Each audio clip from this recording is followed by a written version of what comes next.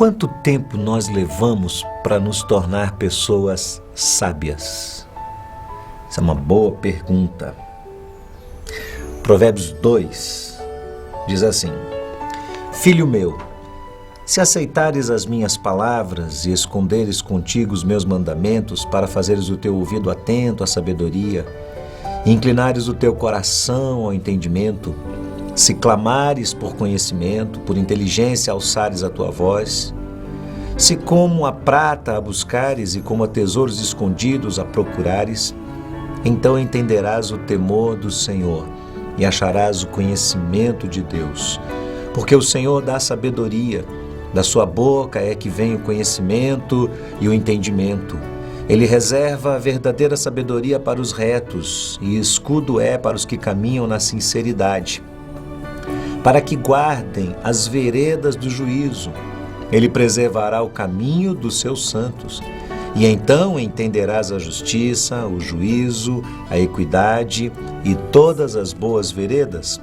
Pois quando a sabedoria entrar no teu coração e o conhecimento for agradável à tua alma, o bom senso te guiará e a inteligência te conservará, para te afastar do mau caminho, do homem que fala coisas perversas, dos que deixam as veredas da retidão para andarem pelos caminhos escusos, que se alegram de fazer o mal, que folgam com a perversidade dos maus, cujas veredas são tortuosas e que se desviam nos seus caminhos, para te afastar da mulher estranha, sim, da estranha, que lisonjeia com as suas palavras, que deixa o guia da sua mocidade, que se esquece da aliança do seu Deus, porque a sua casa se inclina para a morte, as suas veredas para os mortos.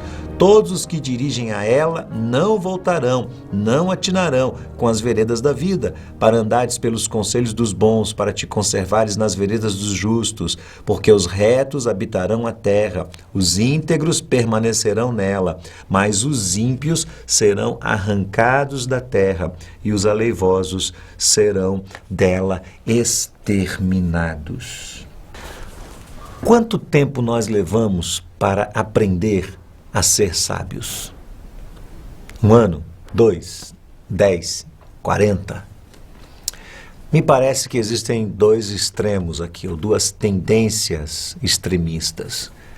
A primeira é daqueles que com muito pouco tempo de vida cristã param de explorar as Escrituras.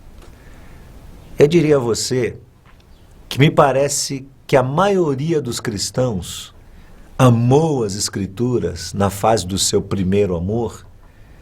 A maioria buscou intensamente nas Escrituras respostas para o dia a dia, mas pouco tempo depois acabaram colocando a Bíblia de lado, talvez em função dos seus afazeres cotidianos, da sua correria, da sua agitação. E às vezes essas pessoas falam da Bíblia e falam de Deus, mas você já percebe logo que não há uma consistência, uma base sólida daquilo que estão falando, porque elas ainda não se aprofundaram no conhecimento das Escrituras. E eu diria que às vezes essas pessoas se tornam arrogantes, porque elas querem ensinar aquilo que ainda não aprenderam. Esse é um extremo.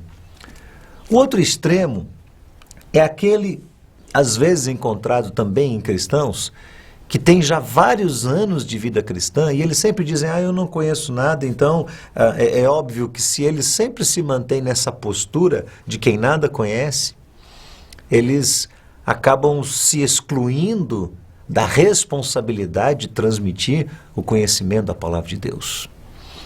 O que Salomão está nos ensinando neste texto é que a sabedoria é desenvolvida naturalmente na nossa vida. À medida em que buscamos o conhecimento de Deus, ou seja, há uma ação nossa na direção de explorar as Escrituras, você não é uma pessoa passiva que não toma nenhuma decisão, não assume nenhuma responsabilidade para explorar as Escrituras. Ao contrário, estudar a Bíblia é algo que dá trabalho. E a maioria das pessoas tem preguiça de estudar a Bíblia. Essa que é a verdade. Tem preguiça de ler a Bíblia, tem preguiça de penetrar nas Escrituras e conhecê-las em profundidade. Mas o que acontece é que muitas pessoas passam anos da sua vida se escondendo atrás dessa figura de alguém, eu não conheço nada, eu não sei nada e, portanto, eu nunca preciso assumir nenhuma responsabilidade. São dois extremos bastante perigosos. Eu diria a você que com alguns anos, talvez 2 ou 3 anos, nós já temos uma base suficiente, uma base sólida para a vida cristã, mas isso é algo progressivo. Nós vamos continuar aprendendo com a palavra de Deus, dia a dia, não importa quanto tempo temos de vida cristã, quanto tempo convivemos no meio da igreja, quantos anos já se passaram em que nós fomos batizados, nada disso importa. A verdade é que nós sempre teremos algo para aprender da parte de Deus no tempo de Deus. É interessante que às vezes você lê um texto numa época da sua vida e nessa época da sua vida ele lhe transmite uma base. Mas passados 5 anos você lê esse mesmo texto e você enxerga nele uma nova perspectiva a partir das experiências que Deus lhe tem dado e Deus lhe traz uma nova mensagem para o momento que você está vivendo usando o mesmo texto. E depois de 10 anos, a mesma coisa acontece. E mais 5 anos, a mesma coisa acontece. Ou seja, a Bíblia é, sem dúvida nenhuma, este poço inesgotável de sabedoria da parte de Deus. Este capítulo 2 inicia-se dizendo, se nós queremos a sabedoria, você quer a sabedoria de Deus? Se nós queremos, e aí você pode imaginar que ela talvez venha de graça, mas ela não vem tão de graça assim. Ela é o cumprimento de uma promessa de Deus, mas de uma promessa que é condicionada ou condicional. Ou seja, Deus não nos dá a sabedoria do céu aleatoriamente ou de uma forma difusa, sem um propósito definido da parte de Deus. Não. Deus dá sabedoria apenas àqueles que cumprem os requisitos para que isso aconteça. Então existem alguns Cs, algumas condicionais aqui nesse capítulo. Salomão diz, se clamares por entendimento. Você clama por entendimento. Sabe o que é clamar? Clamar é mais do que fazer um simples pedido. O clamor acontece quando você, num estado de angústia, eleva sua voz e diz, Deus, eu não admito mais a possibilidade de viver sem algo da tua parte.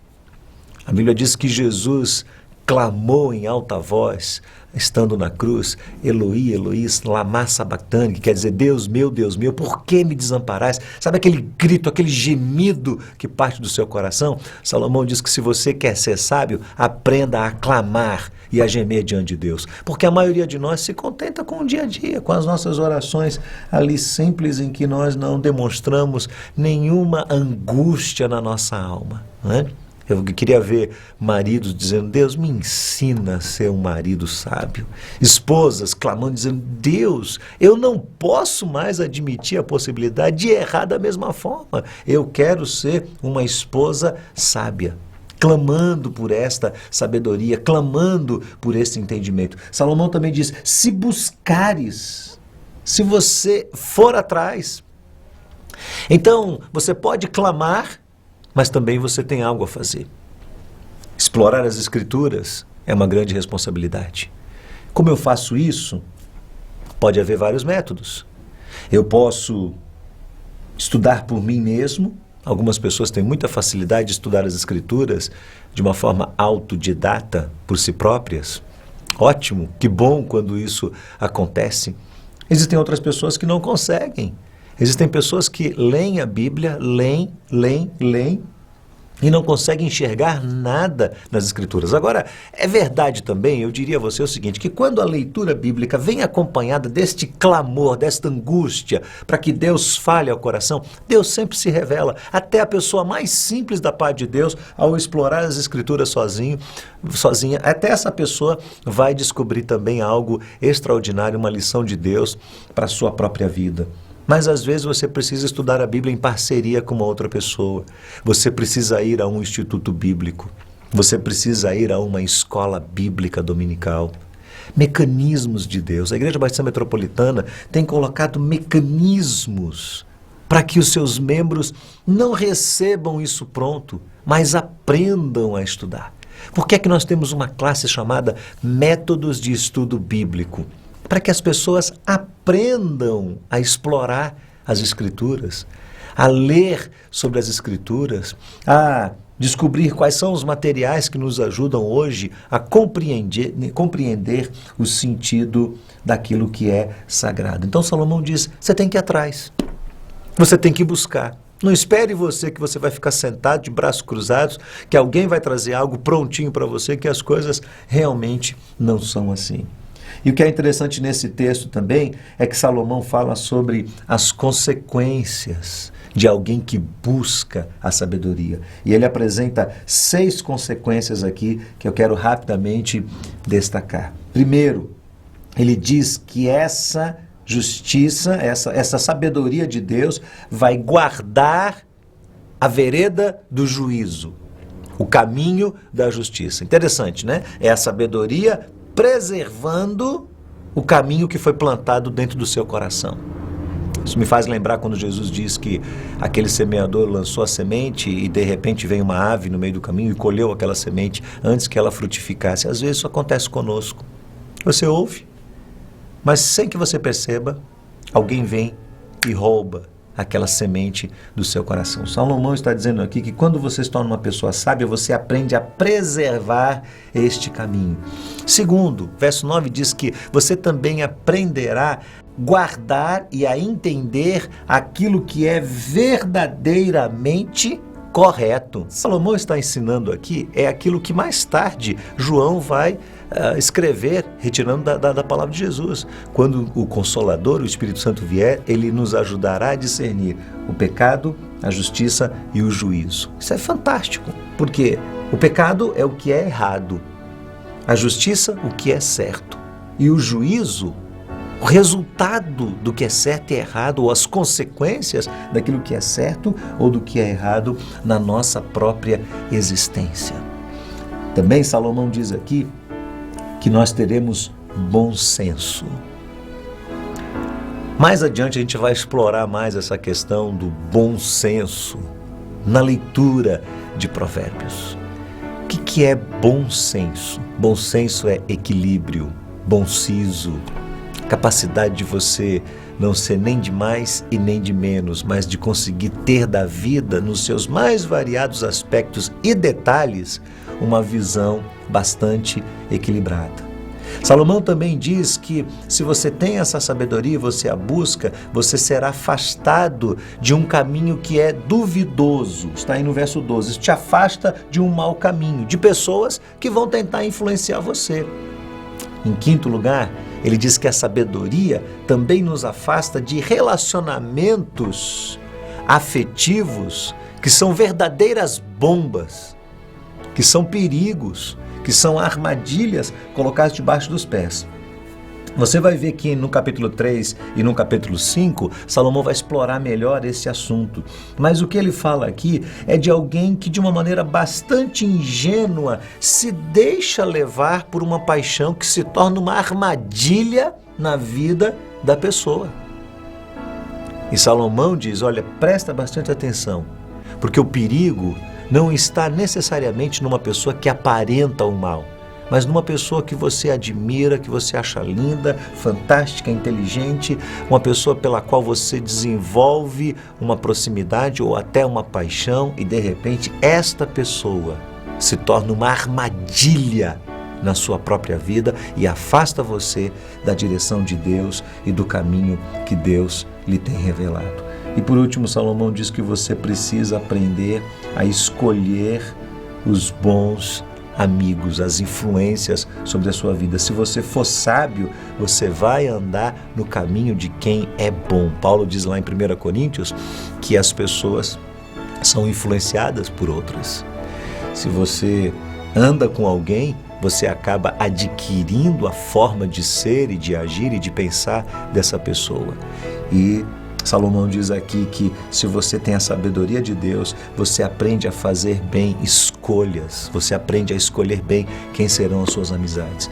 Guardar o caminho, entender o que é correto, desenvolver equilíbrio e bom senso, se afastar de caminhos duvidosos, se afastar de relacionamentos afetivos perigosos e aprender a escolher bem as amizades. São lições de Deus, são conselhos para a vida. Você pode conversar sobre os seus amigos, com os seus amigos, sobre um desses pontos e pensar, será que você tem tido sabedoria suficiente para cuidar desses aspectos da sua vida?